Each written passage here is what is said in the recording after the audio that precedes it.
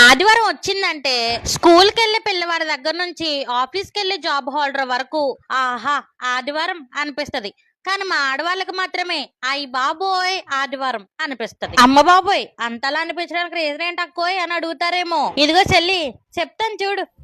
ఆదివారం వచ్చిందే చెల్లి, అలుపు సలుపు మనకుండదు తల్లి, అడిగిందే చెయ్యాలి చెల్లి, వద్దంటే పెడతారు లొల్లి.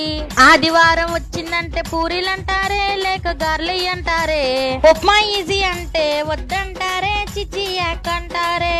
అదే రోజు మధ్యాహ్నం ఆదివారం వచ్చిందంటే చికెన్ అంటారే, లేక మటన్ అంటారే, పప్పు చారు బెటర్ అంటే భయపడతారే, లేక బెదిరిస్తారే. ఫైనల్ గా నేను చెప్పేది ఏంటంటే 6 to 6 ఒకటే డ్యూటీ, మనకి మనమే పోటీ, బాడీ పెయిన్స్ పోవడానికి టాబ్లెట్ ఒకటి, అగైన్ రిపీట్ డ్యూటీ.